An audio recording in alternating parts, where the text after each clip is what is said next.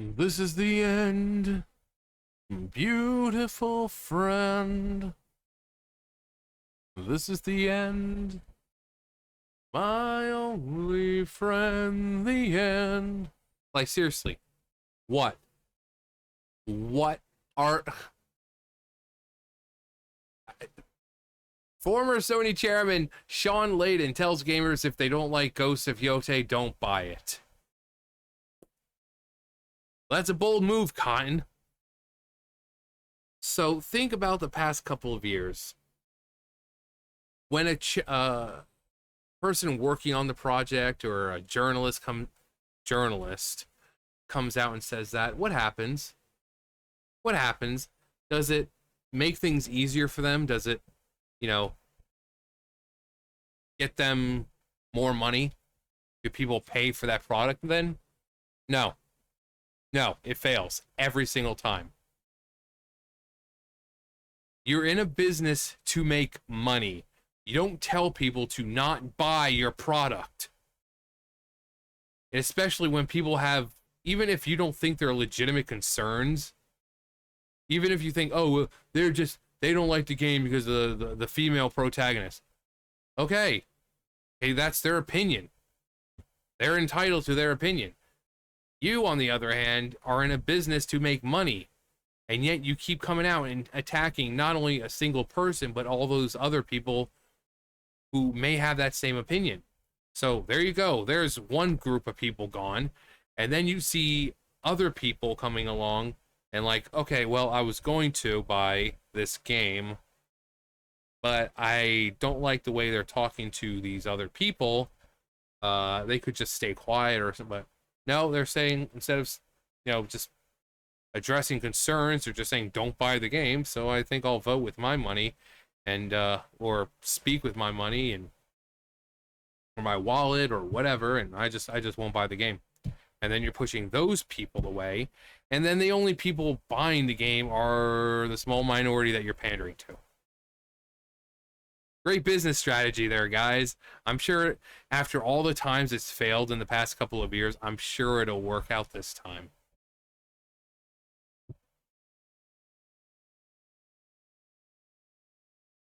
Former Sony chairman Shawn Layden told gamers if they are uninterested or don't like the Ghost of Tsushima sequel, Ghosts of Yōtei, then they should not buy it.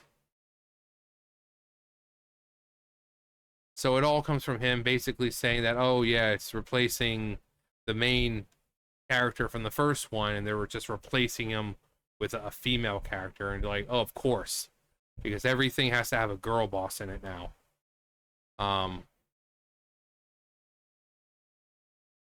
Shawn Layden,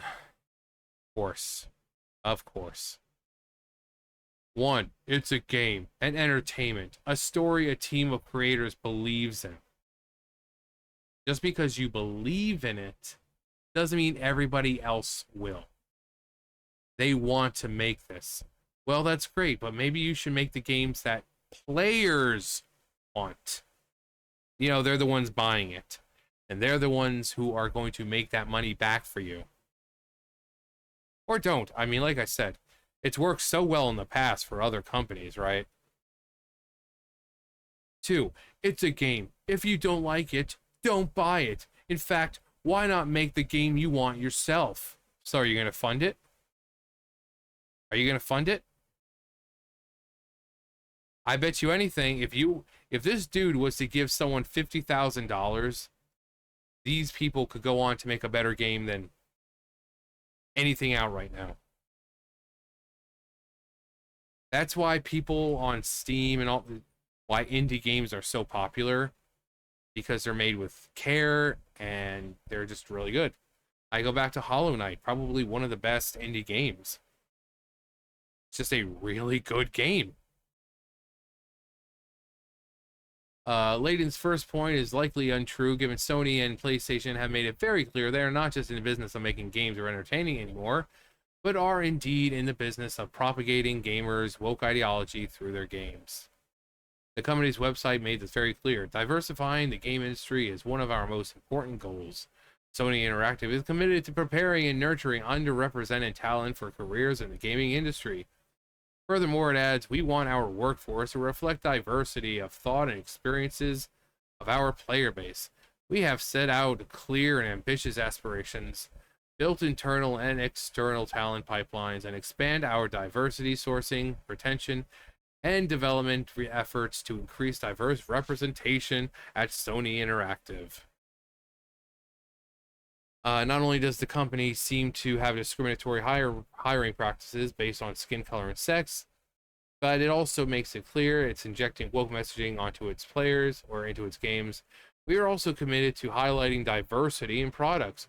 We feature curated collections on PlayStation Store around themes such as amazing heroines, LGBTQ plus IA 15/3 subsection Q, Article 3, characters and accessibility friendly titles. To be clear, Ghost of Yōtei is being developed by Sucker Punch Productions, a subsidiary of Sony Interactive Entertainment. Sarah Palin, get your fucking ass out of here. I don't know why these are... That's hilarious, though. As for what the creative team believes... As for whether the creative team believes in the game, it's likely this is true given Sony's hiring policy appears to be based on not only skin tone and gender, but likely woke ideology as well. If the company is hiring woke ideologues, it's quite likely that that woke ideologues will attempt to create projects they believe in. Goes on to about J.R.R. Tolkien.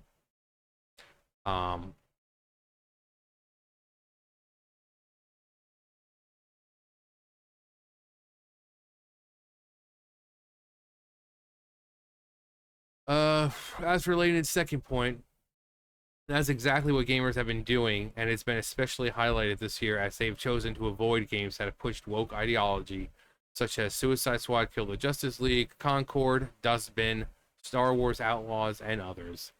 And ironically, the advice is usually taken up by the people being lectured by individuals like Layden.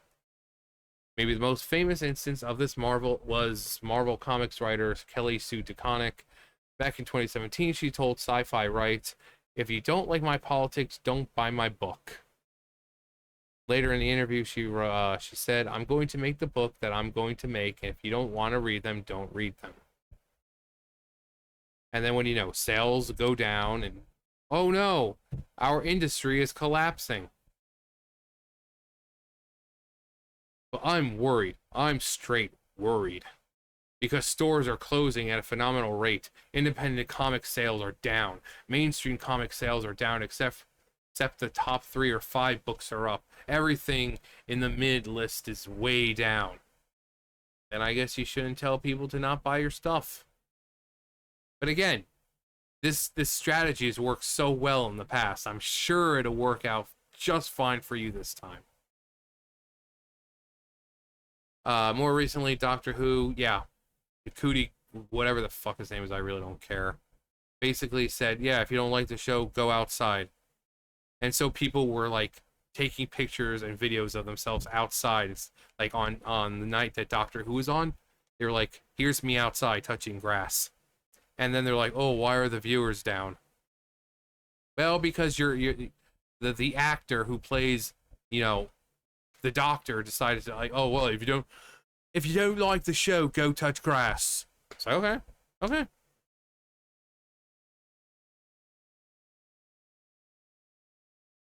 For Layden, as for Layden's final comment questioning, Edminian, whatever, should make a game that he wants himself. Many people are indeed doing that. They are taking the advice of C.S. Lewis, taking the advice C.S. Lewis gave to Tolkien. They were really good friends, by the way, for people that didn't know. If they won't write the kind of books that we want to read, we shall write them ourselves. But it is very laborious. Yeah, it may be a pain in the ass, but in the end, at least you'll have content or games or whatever that you like.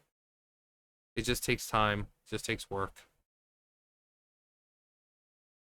Numerous individuals are doing this. They're making their own games, comics, novels, movies, sequels, movies, and TV shows. Yeah. So It's a bold move, Cotton. Because nothing has ever happened after saying, if you don't like it, don't buy it. You know, if you don't like the movie, then don't go see it. Always turned out to be a hit, right? Always turned out to be a hit. Or a video game. Oh, if you don't like it, don't play it. It's not meant for you. Record numbers. Always, right? When are these people gonna realize that, hey, you're in a business to make money? Maybe telling your base to essentially fuck off. When are you gonna realize that's probably not the best business strategy? If you indeed want to make money, maybe stop doing that. Because you're not only turning off those people, but then you're going to turn off potential buyers, potential clients, potential consumers, potential whatever you want to call them. Because they're going to see how you're treating the others and be like, I was going to give the game a chance, or I was going to give this movie a chance, or I was going to do this. But a business that comes out and says, if you don't like it, don't watch it, or don't play it, or don't... clearly their practices are kind of skewed here, so I'm just gonna not play it, or I'm not gonna view it, or whatever. I'm just not gonna consume said product. And then when the viewership or the game sales or movie sales or whatever go down, then these guys are like, oh, we don't understand what happened. Why are the sales down? Gee, maybe because you tell people to stop, not buy things or view things or play things. Like, if you don't like it, don't play it.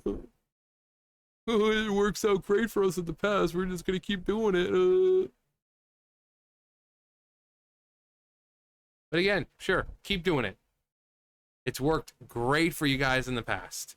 Starting, pretty much it seems like it started with that freaking Ghostbusters movie. Well, if you don't like it, then don't go see it. Okay. No one liked the Ghostbusters movie. It did terribly. Why? Why?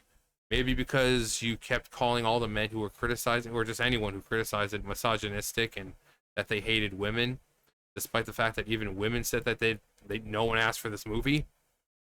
And then it just went from there. So we'll see how it pans out for them. But if we're already starting with the don't buy it, you don't like it, don't buy it. You're starting up here, and you're slowly just gonna start a little landslide, a downward spiral, if you will, just from those 3 words. But who knows? Maybe you might have the opposite effect this time, and people are like, don't buy it. I think I'm going to buy it. Some kind of reverse psychology kind of bullcrap. He told me not to buy it. Must buy product. Anyway, that's gonna do it for me. You guys know the drill. I'll see you guys later. Bye, guys.